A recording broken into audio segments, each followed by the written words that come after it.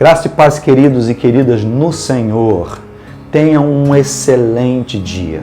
Que a bênção do Deus Pai, Filho e Espírito Santo esteja sobre a sua vida. Mais uma vez eu vou te dizer, levante a sua mão em direção ao seu quarto, em direção ao quarto dos seus filhos, em direção à sua despensa. Apresente ao Senhor o seu trabalho, o seu recurso.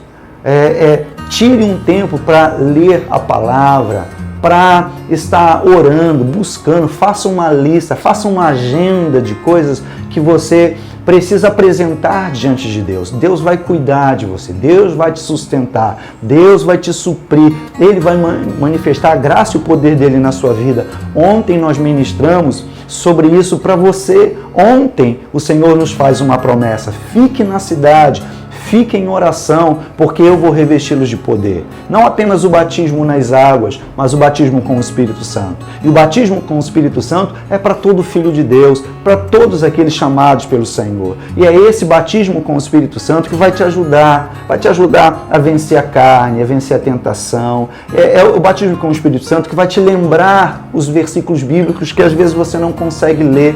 Você não pode ser um cristão que não consegue fazer uma oração pública, não consegue entender as Sagradas Escrituras, que não tem revelação de Deus. Isso é essencial para a sua vida. Por isso ele disse: fique na cidade até que do alto vocês sejam revestidos de poder. Quando Jesus falou isso para os discípulos, olha o que eles falam aqui, Atos 1, verso 6. Então, os que estavam com Jesus lhe perguntaram: Senhor, será esse o momento em que restaurará o reino a Israel?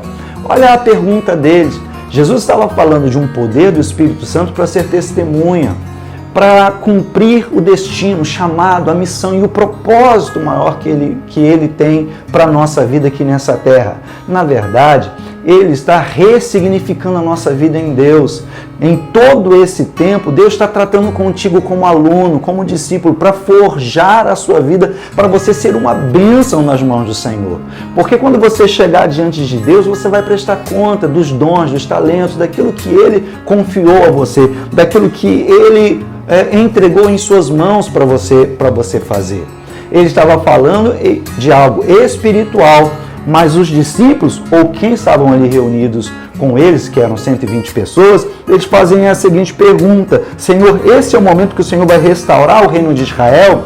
Vale a pena dizer que eles estavam como escravos, eles estavam cativos, estavam debaixo do poder ainda do Império Romano. Então eles estavam falando: está chegando o tempo do Senhor restaurar o reino a Israel, o reino terreno, a gente não ser mais escravo aí do Império Romano.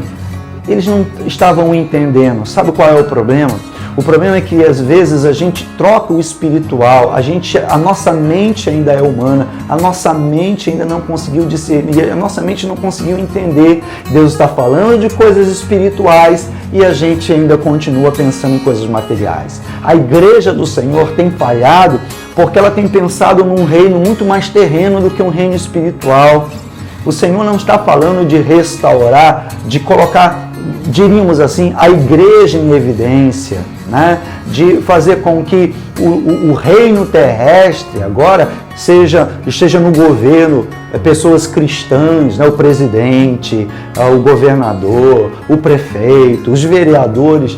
Isso é bom, mas não se refere a isso, porque o reino de Deus não consiste em comida, em bebida, em coisas humanas e terrenas, mas em coisas muito maiores do que isso. Os nossos olhos não podem pensar nas coisas que são naturais, porque elas vão perecer, elas vão acabar. Isso só traz para a nossa vida preocupação e vaidade, mas nós precisamos estar focados naquilo que é importante diante de Deus, é importante para a nossa vida. Enquanto a gente não transicionar a nossa mente para o que é espiritual, a gente vai sofrer pelas coisas que são humanas, as coisas que são naturais. Então transicione a sua mente.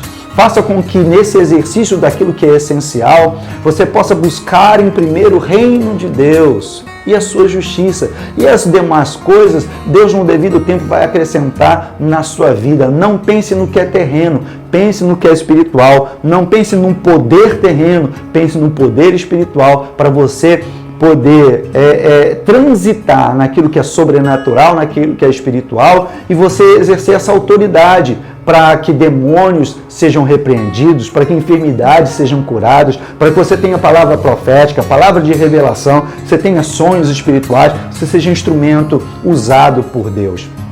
Que não, na sua vida não seja o que é humano, não seja o que é natural o mais importante, mas seja entender o propósito de Deus na sua vida, o que é espiritual, o que é sobrenatural.